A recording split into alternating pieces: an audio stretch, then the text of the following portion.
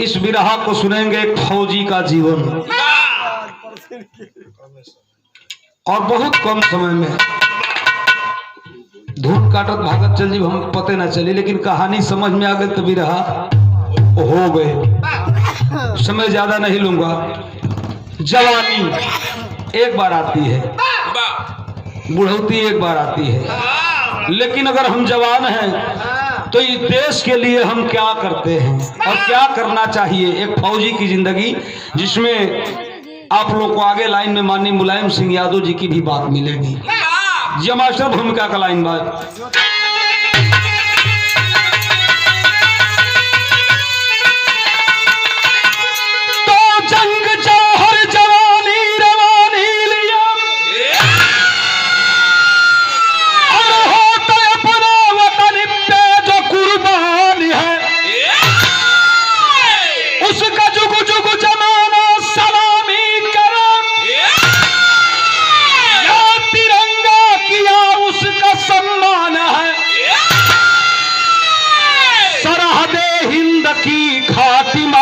सही सूरत वीरों की दुनिया में पहचान है, जिसकी मिट्टी को दुनिया ये करती नमन, उसका दुश्मन बना क्यों पाकिस्तान है।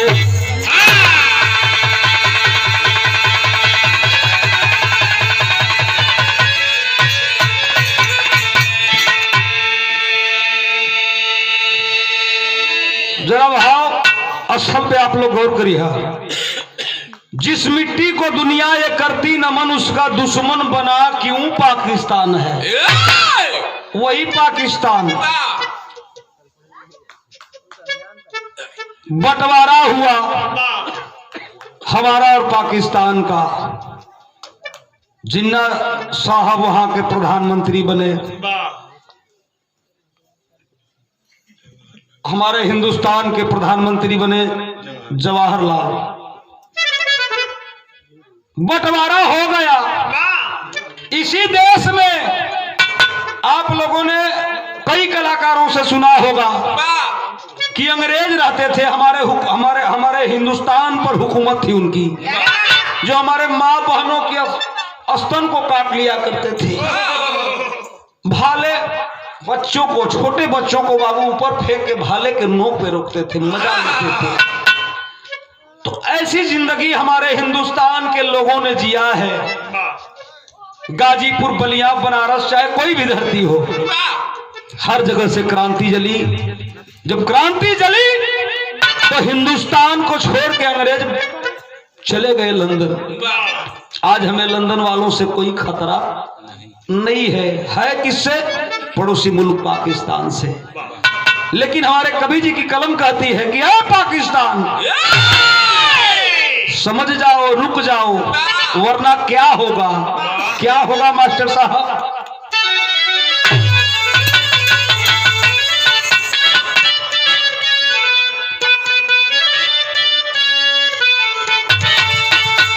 यार ले तिरंगा, अरे उन वीरों के प्रति कवि जी लिखते हैं कि अरे ले तिरंगा जो हाथे कसम खा,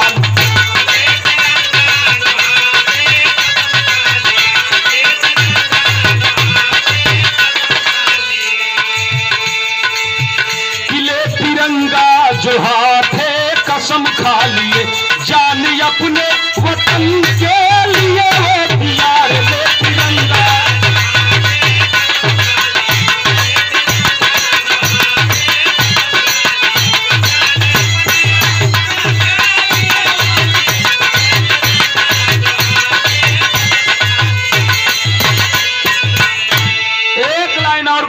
दिक्कत हुआ, ले तिरंगा जो हाथे कसम खा लिया, जाने अपने वतन के लिए वो दिया। लेकिन ये भैया को और बात सुन जा। पहले हमारे हिंदुस्तान का ही नियम रहा कि हमारे जवान जब शहीद होते थे तो मात्र वर्दी और टोपी घर पे आती थी। लेकिन ये कब से बदला? लाश घर पे शहीदों की आती नहीं,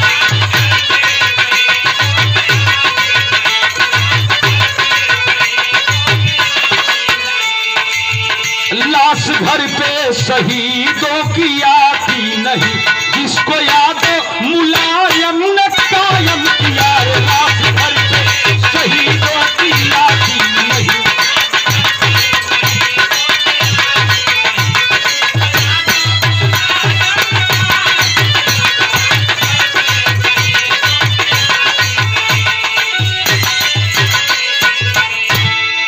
लाश घर पे शहीदों की आती नहीं, जिसको यादव मुलायम ने कायम किया। तनी बात के समझ लिया लो। वर्दी या टोपी खाली जवानन के घरे आवे, लेकिन जिस समय बाबू माननीय मुलायम सिंह यादव जी रक्षा मंत्री बने, नेताजी ने कदम उठाया, लिख दिया अपने कलम से कि अब ऐसा नहीं होगा, हमारे जवानों का 100 उनके घर तक जाएगा। इतना ही नहीं, नेताजी ने 10 लाख रुपया भी मुहैया कराया। आज बढ़ के 20 लाख 22 लाख जवान मिलत होके। ये माननीय मुलायम सिंह यादव जी की देन है। क्या ये देश चलाएंगे लोग? इतना बड़ा कदम, इतना कठिन कदम हमारे नेताजी ने उठाया। धरती पुत्र माननीय मुलायम सिंह जिनको कहा जाता है। कहानी की शुरुआत हो गई। कहानी कहाँ के मास्टर होता?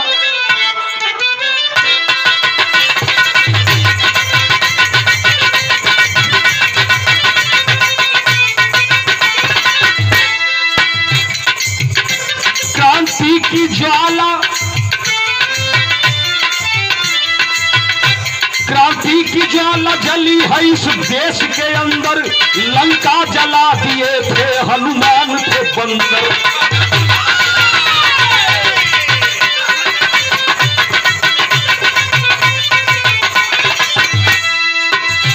महाभारत के संग्राम को देखी है ये धरती, महाभारत के संग्राम को देखी है ये धरती, माना है लोहा चीन पाकिस्तान की हस्ती।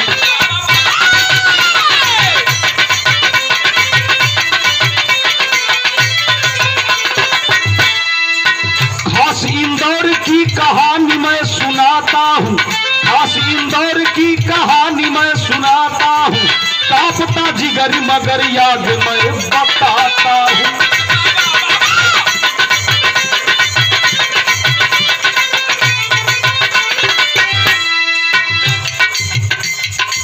चंद्रिका यादव जी, चंद्रिका यादव जी गरीबी से बेहाल रहे, बेटी शीला जिनकी बेटा अजय लाल रहे।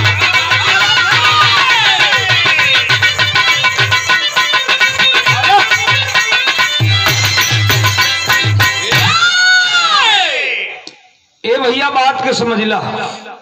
इंदौर जिला के अंतर्गत एक गांव बा, जोने गांव को नाम बा सोनपुर। वही सोनपुर के रहे वाला गरीब इंसान जेकरे नाम रहल चंद्रिका यादव। चंद्रिका यादव बाबू जोन के हमन के यादव बिरादरी के पैतृक धंधा बा, दूध बेच के पूरा परिवार के परवरिश करत हुए। मालिक के कृपा से एक बेटा और एक बिटिया। बड़े लाड़ दुलार प्यार से बेटे का नाम रखे अजय यादव और बिटिया का नाम शीला, धर्म पत्नी सीमा। परिवार हंसी खुशी चलत बा। धीरे धीरे बाबू आज वो अजय जो चंद्रिका यादव का बेटवा बा, धीरे धीरे बाबू जवानी के दहलीज पे कदम को रखा है। देखा अपनी बाप की गरीबी के, सोच गया वह बेटा कि आखिरकार बाबूजी कहिया ले दूध बेच के हमन के पढ़ैया लिखैया, हमन के पेट के परवरिश करी है। संघर्ष करने लगा, दौड़ने लगा वो लड़का, मेहनत करने लगा।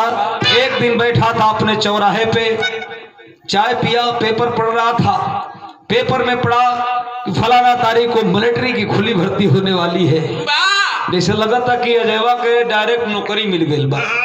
आई लोग घरे अपनी बाबूजी के साइकिल बाबूजी लेके निकलत हो दूध बेचे खातिर, तो साइकिलिया का हंडीलवा पकड़ के को बात कहता लइकवा। का कहता मास्टर?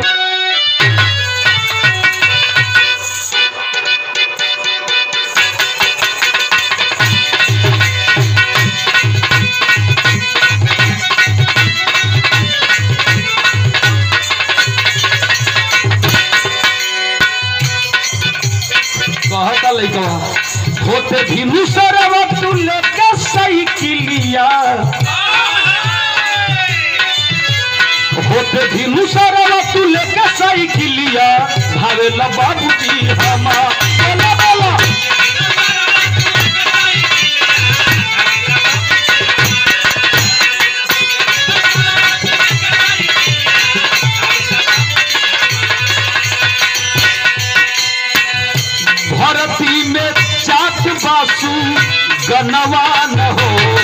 करिहा बेटी से गुहार।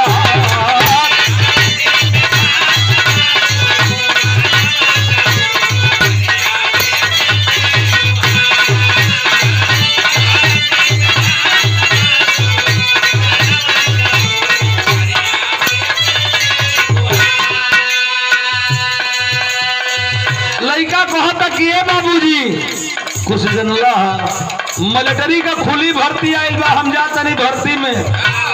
चंद्रिका यादव कहलन बाबू गरीब आदमी कहलन के रे बेटा को बात सुन ले, गरीब लइकन खाती गरीब घर खाती नौकरी नहीं के सोर्स फोर्स मनी द पावर ई जेकरा लगे बा वही खाती नौकरी बा। सब लड़का ढबढिया गए, बाबू आंख में आंसू हो गए, कलश किए बाबूजी बाबूजी। केहू की सम्मतिया के जानेला न बतिया, बेटी मैया सुनेली सवाल न हो रहा।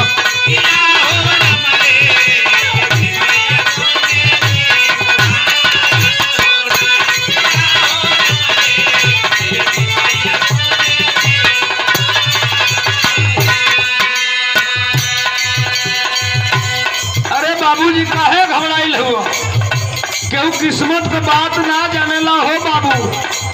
बाबूजी कहला कि ना मनबो बेटा, कल्ला है 2-4-500 रुपया बजा भर्ती देख लो।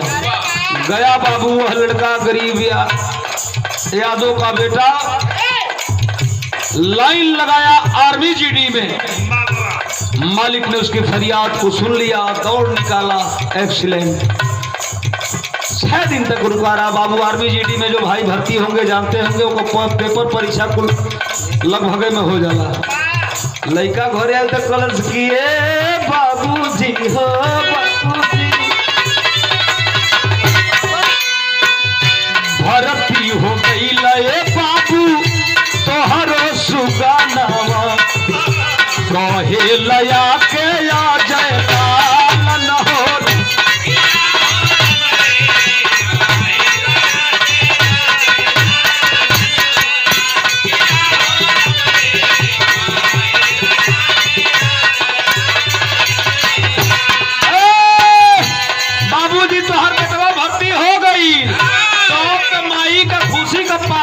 नहीं थे माई आरती लेके आवतिया, बाबू का आरती करतिया का बड़ी से लगता कि बनी है महलिया, माई कहे आरती उठा।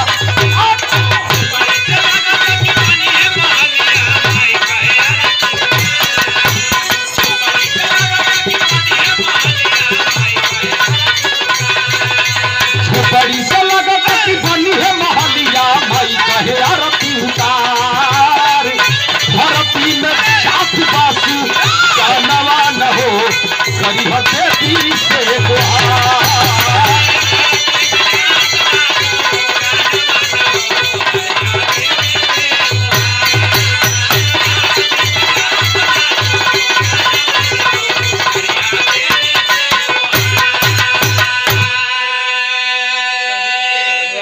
भैया तनी बात का समझ जा।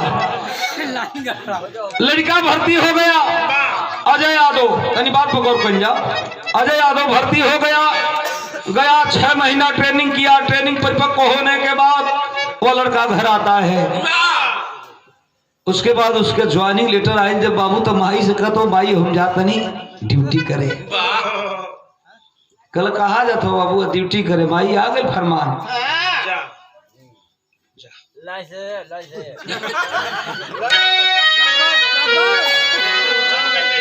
लड़का चल गई जम्मू एंड कश्मीर के वादियों में, हाथ में हथियार उठा लिया। आए दिन आतंकवादियों से मुठभेड़ होने लगा। कभी साथ के सिपाही मारे जा रहे हैं तो कभी आतंकवादी मारे जा रहे हैं। वतन का फरिश्ता, वतन का सिपाही अपने ड्यूटी को अंजाम दे रहा है। इतने में तनकी साहब वो समय बीतल बाबू तो ले। अब चंद्रिका यादव के घरे तिलकहरुन का लाइन लग गई। अब लगल लोग दुआर कोड़े, 5 तिलकर होइला, 8 तिलकर होइला, सब लवट लोट चल जाता। वही में केहू कॉल करे ओ बका चंद्रिका का लड़का भर्ती हो गई बता पचमुर्रा पर चलत हो बाहरे उ मरद बात उनके बड़ा नगवार लगल कल के कहो अजय कमाई कहतू तो बाबू को शादी तो कर देती कल कि भाई का सोचा तनी बाबू भर्ती हो गए तनी बढ़िया लड़की एगो देख ले गईला बाबू बिना पूछले अच्छले लड़की देखलन लड़की का नाम सुमन बा लड़की पसंद आ गई घरे लखल कि देखो ना बाबू से तो कुछ पूछेबे ना कही तो कल माई कहले कि मोबाइल के जमाना बा बाबू से फोन करके पूछ लो तो ये बाबू आज बाबूजी अपन लड़कवा से पूछत हो माचे सब गीत लग गई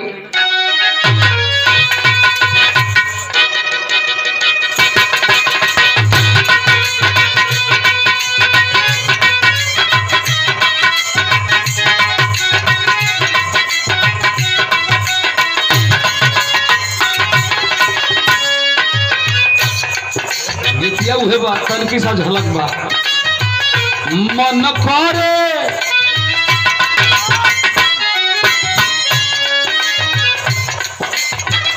मन करे सिलवट पर लोढ़ा से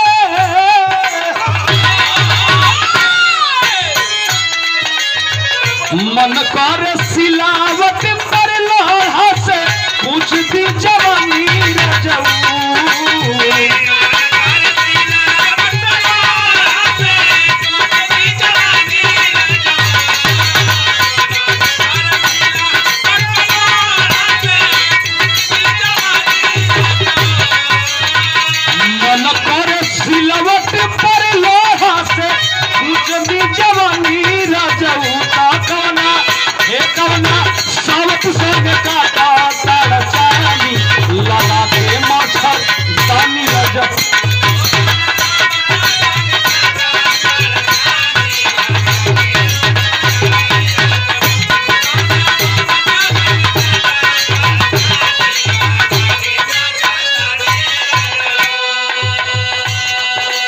लेकिन गीत में भाव लिखल है कभी जी बिरहा में बाबूजी अपन लड़कवा के फोन लगा के कहता ना बाबू काहे घर के परेशानी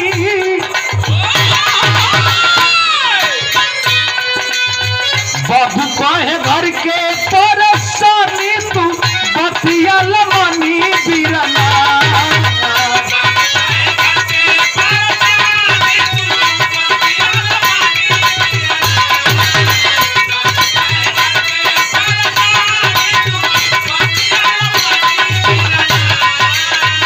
बाबू काहे घर के परेशानी तू बतिया लमानी बिरना हो तोहर शादी हम त देले बानी खाली तू बतिया लमानी बिरना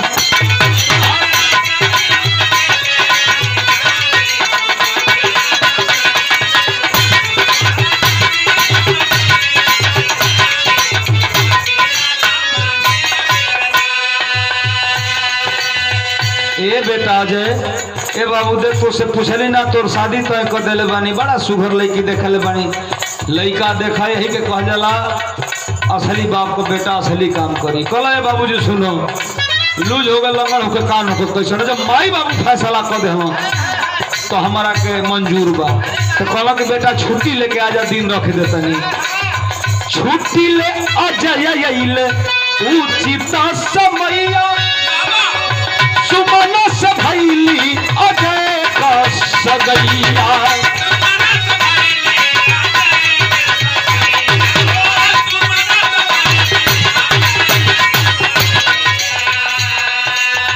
घरे अइली रूपावा करानी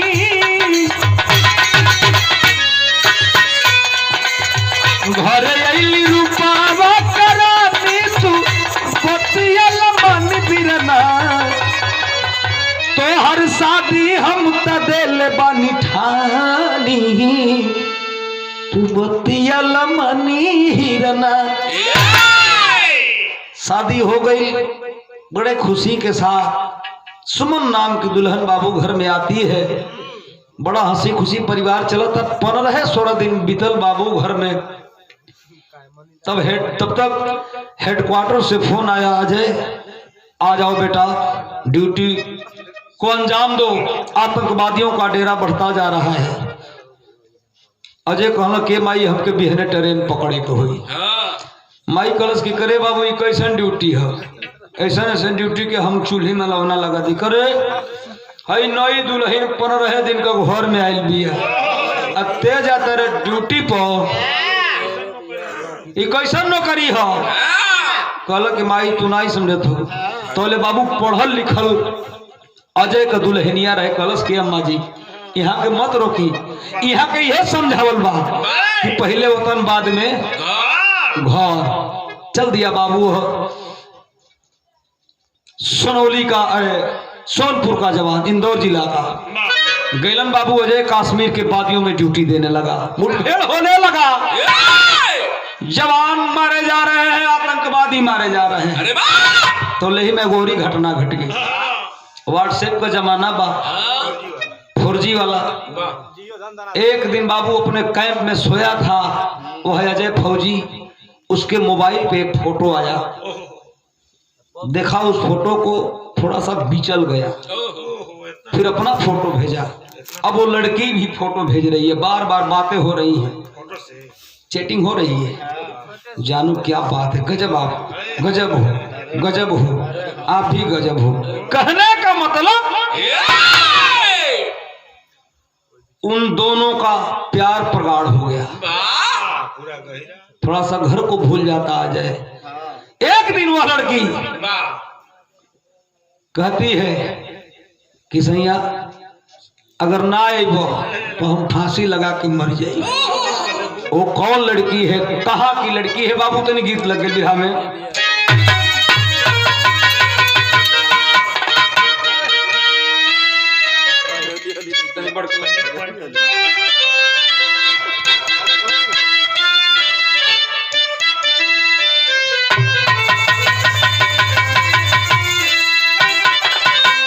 कि अरे नई झूलनी के छैया बलमू दोपहरिया मनाइला।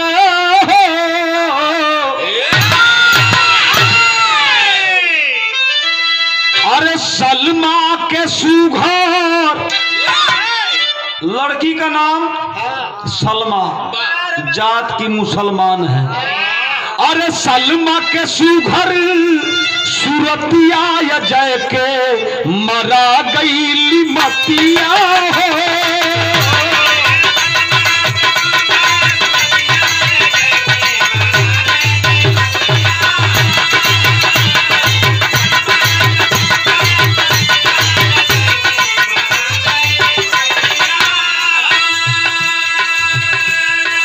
जाल में मोहब्बत के लिहली फसाई, अजय के लिहली हफरवा बोलाई।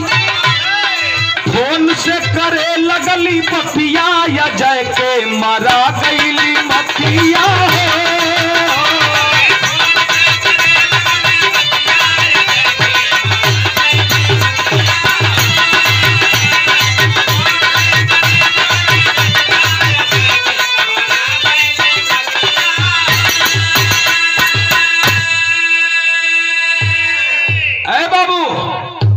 कल सलमा की राजा है, आजा आजा हो राजा। देखे बाबू अजय फौजी ड्यूटी को अंजाम देने के बाद सिविल ड्रेस पहनता है और पुंछ के पहाड़ियों से जाता है उस लड़की के पते पे। अपने दरवाजे पे बैठी है वो लड़की, इंतजार कर रही है। अजय गैल बाबू बरमदा में लाके बैठा दे। कलश की राजा हो बैठा है, चाय पिया, तनी नमकीन खा। हाथ तो मिला ले हलस। कुछ समय बीतल बाबू, तब तक 3 नकाबपोश आतंकवादी, अब भैया इनका सबसे छोट नाती उनको ए भैया 3 नकाबपोश आतंकवादी आकर के धमकते हैं दरवाजे पे। अजय पूछा कि ये कौन है? कल कि नहीं, ये हमारे मेहमान हैं, थोड़ा सा मेहमान नवाजी करने के बाद ये लोग चले जाएंगे, बाद में तो हम ही तू न। अच्छा, अजय बैठल में बरमदा मुनहन के लेके जाती है घर की भीतर। आपस में बात कर रहे हैं कि इसको पकड़ेंगे, टॉर्चर करेंगे, अपने पूरे हिंदुस्तान का एक खुफिया राज बताएगा। तब ले बाबू अपने में बतियावत हो तो अजय का नजरिया वही बेडवा के कोनवा में पड़ गई। आज जब पड़ल तब भैल का मास्टर कहा देखा सु लड़का, अरे बाप रे बाप, जिस बेड के कोने में असलहे बंदूक गोली बारूद रखा गया है। समझने में देर नहीं लगी, समझ गया वो लड़का अजय कि मैं तो फंस चुका हूं, ये तो आतंकवादी संगठनों की लड़की है, मुझे फंसाया गया है। तो यही जो टेरी के भाव में कहे परल मास्टर,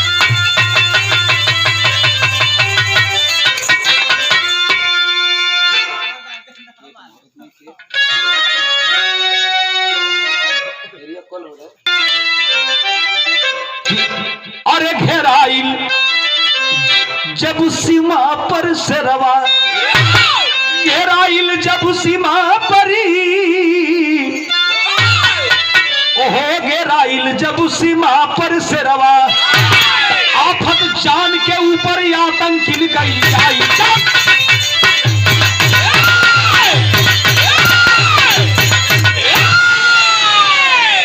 आफत जान के ऊपर आतंकिन का आइल घेराइल जब सीमा पर शेरवा। सोच गया वो हमारे देश का जवान अजय यादव कि आज मेरा वतन मेरी मिट्टी कुछ मुझसे मांग रही है, इन साले आतंकवादियों को मैं खत्म नहीं करूंगा, तो हमें मारेंगे पीटेंगे टॉर्चर करेंगे, भले ना बताऊं, लेकिन जहां हिंदुस्तान में जाएंगे हमारे आम जनता की हत्या करेंगे।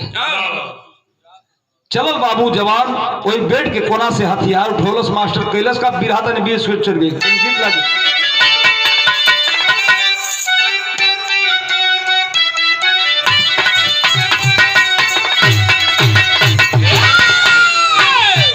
गीतिया हुए बा कि कोरी कपारी उमरला चकनिया,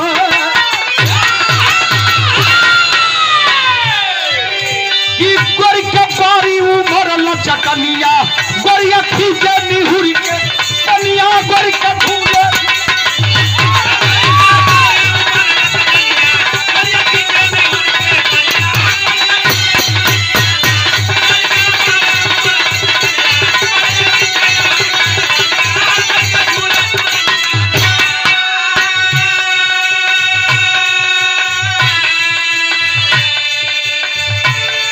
हिंदी का कहानी सुना कि अइला तीन आतंकी घरवा, कि अइला तीन आतंकी घरवा के भीतरिया रे सिकरिया,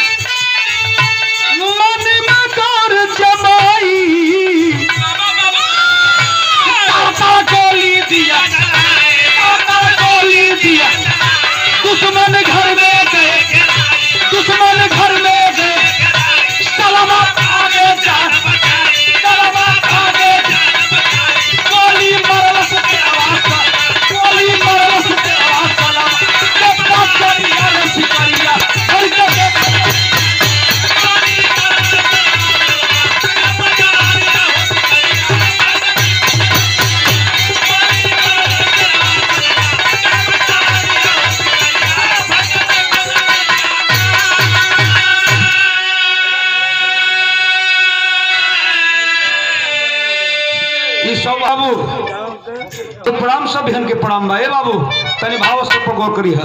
12 हिंदुस्तान का शेर उठा लिया हाथ में हथियार, तर तर तर तर गोली चलाने लगा। तीनों आतंकवादी लाश में तब्दील हो गए, खून का फव्वारा सीने से छटकने लगा। अब तो सलमा भागत ये किए दादा के का हो गई, लगली भागे निकलस की प्यार मोहब्बत भाई जिंदा भाई टैबलेट खा, दाहिने भागत तड़ी देवाल बाबा भा कहाँ जाइबू, गजगजा के भर तड़िया उन हुक्म में भर गया।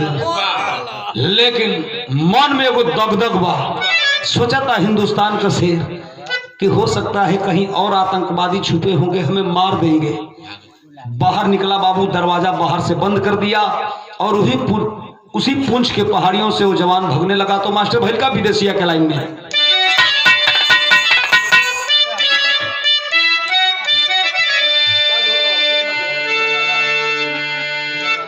कि भागत पहाड़िया से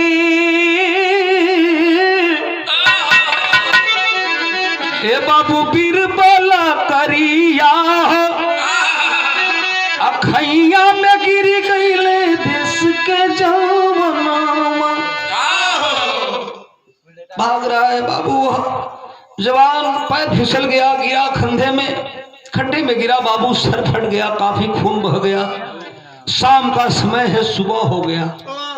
सुबह का जब समय बाबू भइल तो वो जात का गणेरिया जो भेड़ बकरी पालन करके अपना जीविका चलाता था आया, देखा कि कोई नौजवान इस गड्ढे में पड़ा है, चूंकि सिविल ड्रेस में है तो कौन पहचानने वाला है। उसकी ममता जगी तो गणेरिया क्या किया कि घरवा उठाई लैले,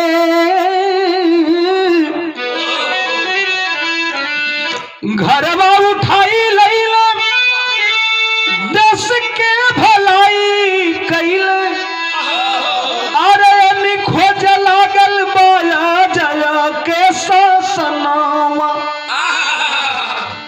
बजात का गणेरिया बाबू जिसकी एक बिटिया थी, मात्र 12-13 साल की लड़की, कहा बेटी ये धर्म का बेटा है।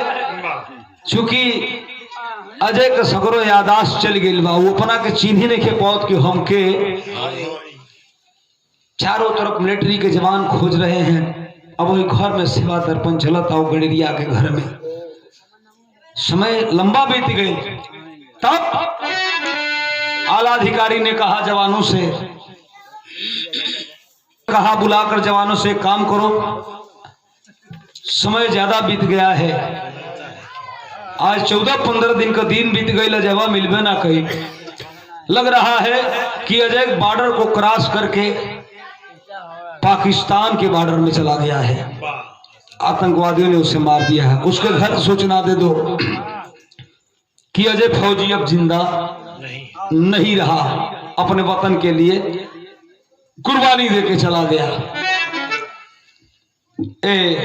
101 रुपया के पुरस्कार सम्मानित किया गया। बड़े भैया आशीर्वाद स्वरूप सिंहासन भैया के द्वारा बहुत बहुत प्रणाम करता हूं। गलती सही हो क्षमा करेंगे, घर का बेटा हूं और मालिक आत्मा को शांति दे। बहुत बहुत धन्यवाद। ए बाबू, मिलिट्री कैंप से इंदौर जिला में थाना पर जब दरोगा जी की सूचना गई कि ऐसी ऐसी बात है, उनके घर सूचना दे दीजिए आप। दरोगा जी का गाड़ी बाबू वही इंदौर जिला में सोनपुर गांव में जब पहुंचल बा गाड़ी, तो दरोगा जी गाड़ी रोक के पूछला लोगों से कि भैया बताओ जा कि चंद्रिका यादव का घर कौन है। कहना साहब बस समझ में का छाटी काटत हो, लहना बालत हो। जाके खड़ा भेलन दरोगा जी, मार गांव के लोग जुट गए कि ये भाई चंद्रिका यादव के द्वारे कैसन दरोगा पुलिस की गाड़ी बा, कैसन गाड़ी आ गई, का हो गई। कहला कि ये चाचा प्रणाम बा। कहला बाबू खुश रहा, दरोगा जी कैसे आवे के भाई। कहला चाचा चंद्रिका यादव आपे का नाम हो। कहला कि हाँ बाबू हमारे नाम हो। का बात है। कहला चाचा एगो बात कहे जाता नहीं, अपने दिल पता नहीं पत्थर रख ली है। कहला कि पत्थर सी लोढ़ा कहे के रखे, बात कहा बताओ बाबू, खुलासा में आवो। कहला कि चाचा तोहर बेटा अजय यादव रहलन। कहला कि हे दरोगा जी तोहर दिमाग महाराज खराब हो गई बा। अरे हमार बेटा अजय यादव रहलन ना हम। जैसे तू देश के अंदर रह के थाना पे रह के देश का सेवा करेला, लोगन का सेवा करेला, हमार बाबू जम्मू कश्मीर में बर्फ की सिल्ली पे खड़ा होके वतन का रखवाली करे। कहला चाचा ये बड़ी विडंबना बा, ऐसा ऐसन बात बा तोहर बेटवा दुनिया में ना हो। इतनी बतिया कहला बाबू, मेहरारू घर में जंगला में से झांक के सुनत पिया, जो है बतेता है बेहोश होके गिरल बा। लेकिन बाबूजी हिम्मत हार के, हिम्मत बन के खड़ा हुआ। गांव के लोग जुटल, मार रोवन पिटन पड़ गई। कोहे में तो आसान लगता, लेकिन जेकर बेटा बेटी शहीद हो जाला ओकरी घरे जाके पूछी है। रोत हूँ बाबू फफक फफक के। कल के रह जावा तू का कर देले बेटा। अरे हमारे हिराई तू का कर दे बेटा, मैं जब मना कली कि मिलिट्री में मत जाइए। रोत हम बाबू गांव को लोग कहल कि भैया चंद्रिका भैया जाए सबूर कहलो। अरे तो हर बेटा अगर ए दुनिया में नहीं खे, लेकिन तुहके गर्व होके के चाहिए कि सम्मान पूरा देश हम तोहरी बेटवा के दी। कहला करे महाराज गोम ये बात का नहीं खे कि हमार बेटा है दुनिया में नहीं खे, गोम बा। कौना बात का गोम बा मास्टर? आओ तो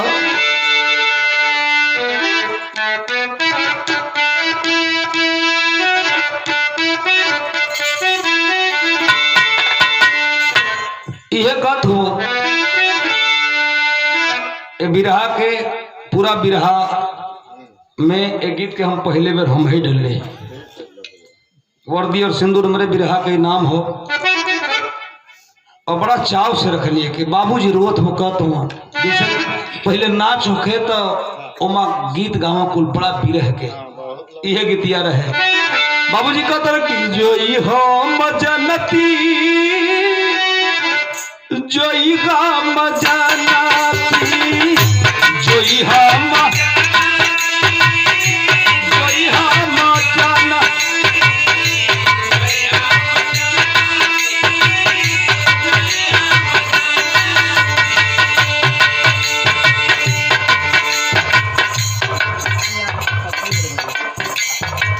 अरे आदरणीय जगधारी यादव जी की धर्म पत्नी जी आपके द्वारा यह पावन पुरस्कार 51 रुपया का गोड़ लागत है, आशीर्वाद रुआ दे दे।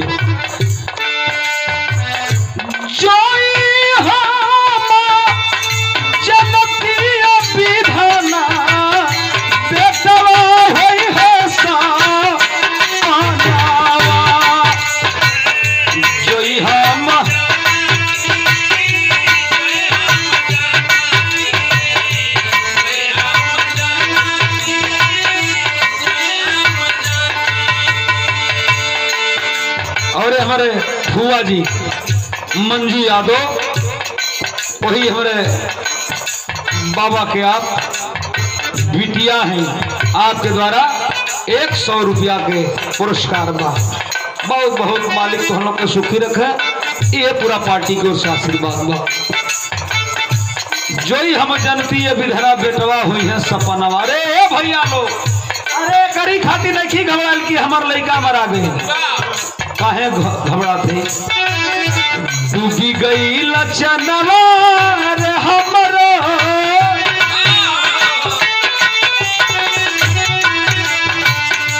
डूबी गई लचनवा डूबी गई लचनवा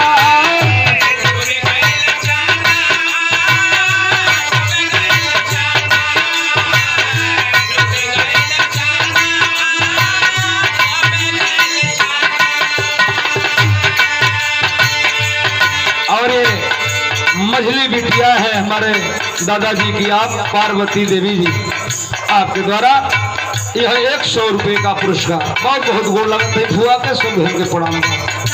अरे हमारे लड़का अगर दुनिया में नहीं खे हमारी लड़का का लाशो आई नहीं करेजा फुला के हम खड़ा रहती है, लेकिन हमारे सूर्य भी अस्त हो तो दूसरे देश में डूबी गई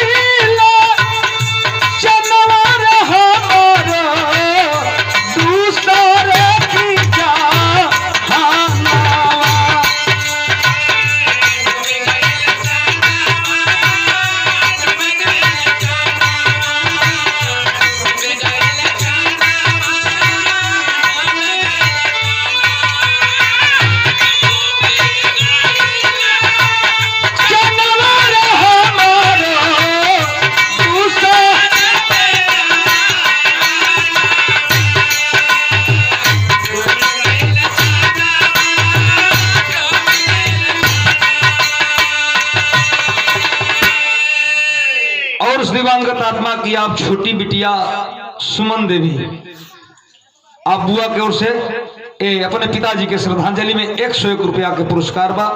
बहुत बहुत प्रणाम माता बहन लोग के सब बहन के प्रणाम बा। दिवंगत आत्मा के भगवान शांति दे यही कामना है। बिरहा हमारा आखिरी लाइन की ओर चल गई। ए भैया डूबी गई चनवा रे हमरो दूसरे के जहनमा धीरे धीरे समय बीतल हो सिंहासन भैया आज वही अजय फौजी का घरे वो दिन आ गई जब तोहरी घरे दिन आयल बा। तेरही का दिन आ गई और जब तेरही का दिन आयल तब भैल का मास्टर मेरा आधा किलानी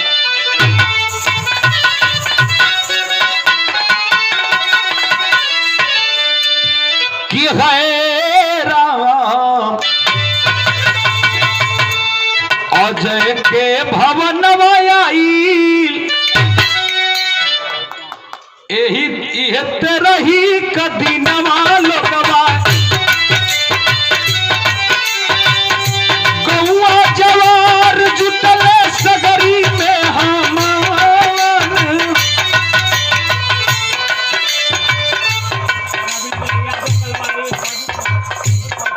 बहन के प्रणाम बा। अजय के भवनवा आयल तेरही का दिनवा भैया गौवा जवार जुटले सगरी मेहमान जी से सिंहासन भैया के द्वारे बाबूजी का तेरही बा। कवैया बजवैया हित नाथ दोस्त मित्र सब जुटल हुआ ऐसे ही लोग जुटल हुआ। बंधु बाबा भी हो बंधु हारमोनियम वादक भी हो लेकिन ये मास्टर भैल का अजय के ससुर कहले होते भी नुसरवा लगवाए बेटी के मकान हमारी बातें समासान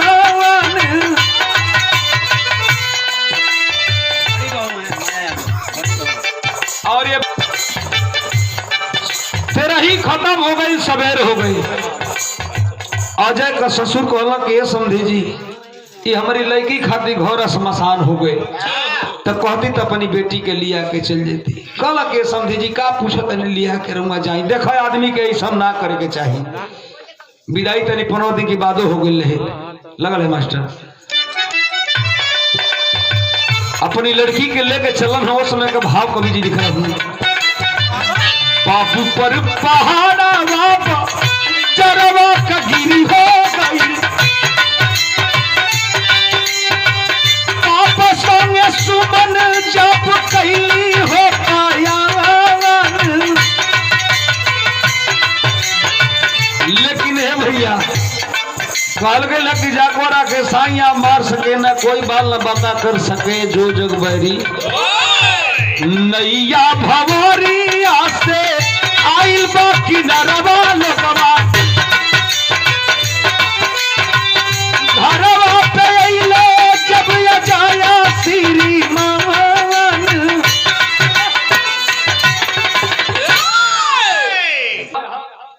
थोड़ा सा खाली सिंहासन भैया के प्रेम दुलार में भइल डायरेक्ट हो गए कहीं के ना रहे लेकिन हो गए ये लेकिन उनकी नसीब में रहे समाज के कुछ कहे के रहे ये हमन का एगो समझ ल कि ऋणे रहे भरे के रहे चाहे उनका ऋण हमन की पे रहे। बहुत बहुत प्रणाम परिवार के लोगों के बहुत आप लोगों दुलार प्यार देहला बहुत सम्मानित किया। ए बाबू एनी का कहानी एनी छोड़ तेरा ही बीत गई सुमन अपनी घरे चल गई लेकिन ए बाबू उन्हीं कुछ है दिन के बाद अजय यादव फौजी बेड से उठा लघु शंका करने के लिए जो ना कि लोग आदमी कहने कि पर पेशाब कर लो उठा बाबू दरवाजे से टक्कर खाया गिर गया अजय लेकिन जब गिरा तो पूरे होश हवास में हो गया। पहचान लिया अजय कि मैं तो अजय हूं यहाँ क्या कर रहा हूं। बुलाया उस गणेरिया को हे चाचा ये तोहरी घरे हम कैसे बानी कब से बानी सगरो कहानी गणेरिया बतौलो कि बाबू तू खंता में गिरल हो के लेके आई लहनी ऐसा ऐसा तोहर दवाई बीरे चलो था 1 महीना बीत गई बा। कल अरे बाप हो बाप कल ए बेटा तू के हो अपना के चिन्ह तो कल चाचा हम फौज के जवान हैं तो अब गणेरिया का हालत खराब हो गई। कलश करे बेटा मैं जानता कि अगर तू फौजी जवान है तो फौजियों को सुपुर्द कर देता। मैं तो जाना कि कोई आम लड़का होगा आम इंसान फौजी जवान में ही नहीं जाना। एक काम करो बेटा जल्द से जल्द भगो अपने कैंप पे। जब कैंप बाबू गैलन हो अजय यादव अधिकारी बैठल हो 7 का सैनिक पीछे से जाके जय हिंद सर जब कैलस हो तब तो साहब को हवा निकल गई। कहल कि दादा जो ना लड़का का मृत्यु को खबर घरे दे दिया है कि अमर हो गया। ये अजय कहाँ था तू अरे अजय अब तक कहाँ था? सगरो कहानी के बतौलस बाबू के सर ऐसी ऐसी बात हुई, 4 आतंकवादियों को हम मारे, एक लेडीज भी साथ में थी, और ऐसे ऐसे मैं एक गणेरिया के घर में था। कल कह रहे दादा हो दादा एगो काम कर बेटा, तत्काल प्रभाव से तुम्हारी छुट्टी मंजूर होते जल्दी अपने घरे भाग, हाय झोरा बोरा उठाओ जल्दी भागो, अवले तो तोहरते रही कुल खत्म हो गई। लड़का अपन बाबू अजय यादव सूटकेस उठोलन, इंदौर पहुंचलन और एगो ऑटो कैलन। ऑटो से जब बाबू अपने घरे पहुंचलन हो, कुछ दूरे पर 200 मीटर की दूरी पर गड़िया खड़ा कर दिल, लेके पैदले अपन जात हुवन अटै छी। गांव के लोग जब देखलन कि इता अजयवा है, ओही में कुछ लोग डरातो हम कि अजयवा है, कि अजयवा का भूत है। जवन लड़का का तेरा ही बीत गली, लड़का घोरे आई हो दादा का होता, आगे आगे अजय फलाना चाचा नमस्कार, फलाना चाचा नमस्कार, फलानी चाची गोड़ लगत नहीं। ये बाबू अजय कहाँ रहा हो दादा? अरे ये भैया तू तो अपनी माई बाप का रीढ़ को हटिए तू दहलन। दुआरे पर गइल बा, माए गाँव को लोगन का भीड़ आल बा, बाबूजी छाटी काटत हम, बहनिया धरावत है, माई तो कोना में पड़ल है। जब से जे पैदा कैले बा पेटे से कह दिला कि माई का हियरवा, अरे बाबू का हियरवा कठोर भले होला, बाबू माई का हियरवा होला ममता का धार। सदमा में पड़ल है, जाके बाबू पीछे से बाबूजी का जो छाटी काटत हो पीछा से पकड़ के बाबूजी का गोड़ लगा था। जब अपनी बेटा के अनायास देखल बाबूजी से लगल कि खुशी के मारे बेहोश हो जाइए, खुशी के मारे बेहोश हो जाइए। धई के बेटा के फफक के रोवत हो, बहनिया रोवत बा। तनी 10 मिनट समय बीतल, बाबू कहलक ये बेटा हमके विश्वास रहल कि तू दुनिया में बाड़ा, तू कहीं गइल नहीं ख।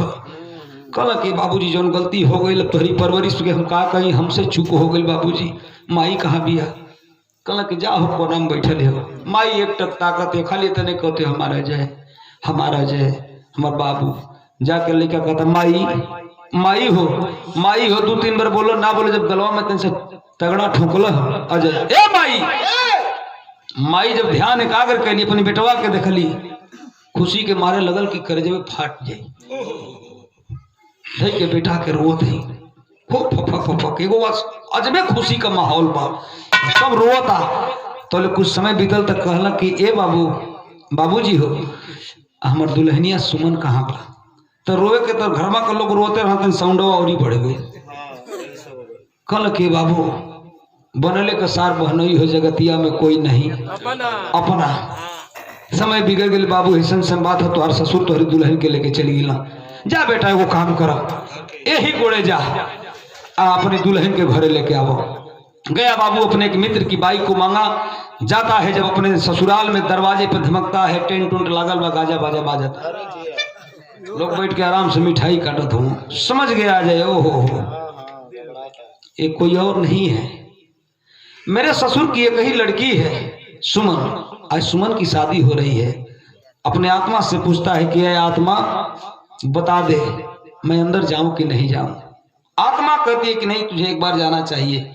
एक गाना के बाद एक गाना बैंड होता, और बाद तो हम लोग का चर्चा गा लिया, और से तो हम लोग वाला कमाओ कर दे बिरहा में तन से कमेंट हुई तो दिक्कत हो जाए।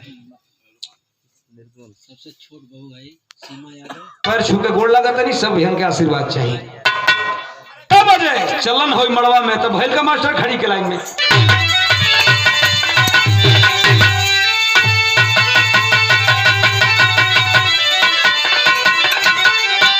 अजय मड़वा में पहुंचला, देखला कि सिन्होरा लेके एगो दुल्हा बैठल बा पीढ़ा पयामे की, हमार दुल्हन बगल में घूंघट काट के बैठल बा। आवाज देता है अजय, कहता है क्या कहता है मास्टर कि अरे हमारी हाथ है अपन मंगिया ढोला दुल्ही, अरे हमारी हाथ है अपन मंगिया ढोला दुल्ही, तो फिर से मांगी में से नूरवा सजाला दुल्ही।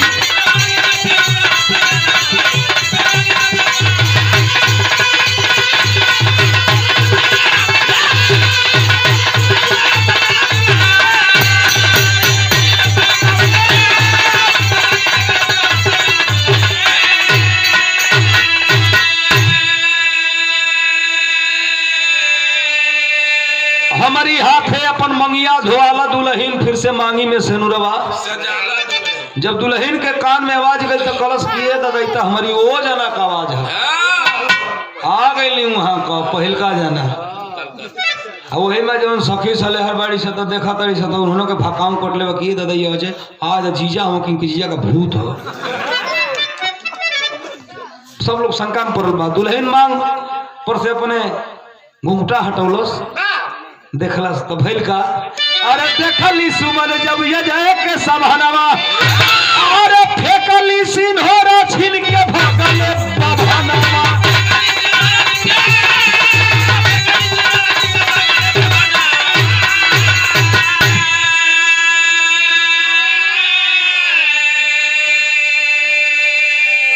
सिन्होरा छीन के दुल्हन फेंक दे कलश के तो हर माटी लगो दुल्हा जा तू दौड़ के जाके अपने सैया के अखबारी में पकड़ लो सो कहा है जाए कि रे पगली गलती तो मैंने किया पाप तो मैंने किया परिणाम पूरा परिवार भुगत रहा है। एक काम कर तू अपनी शादी को कर ले मत बैरी बन अपने सेकंड पति से। कल कह रहे ईसन पति उती ना ही चाहिए हमके हमार तब मने ना रहल माटी हमार वही जला गए बाबूजी बरियाई से लेके चलेगा। तब बाबू सिंधुरा मंगा के अजय के सामने कलश की दोबारा एक बार सेनू डाला सैया जी लेके चला घरे सिंदूरदान भाई। लास्ट लाइन में अजय को बात कहलन का कहला मास्टर कहा कि 7 जन्म के रिश्ता गठियाला दुल्ही तो फिर से मांगी में सिंदूरवा सजाला दूल्हा।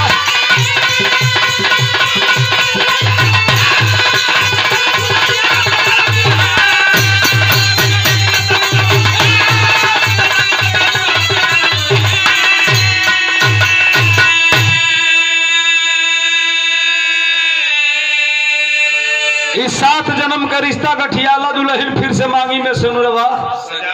देखे बाबू अपने पत्नी को लेके आता है फिर जीवन यापन करने लगे। कहीं से कभी कहानी का अंत किए तो कहना है जय जखार स्वामी गुरुजद्दू की लहराती फुलवा ही श्री नारायण संगमितवा अवध बिहार।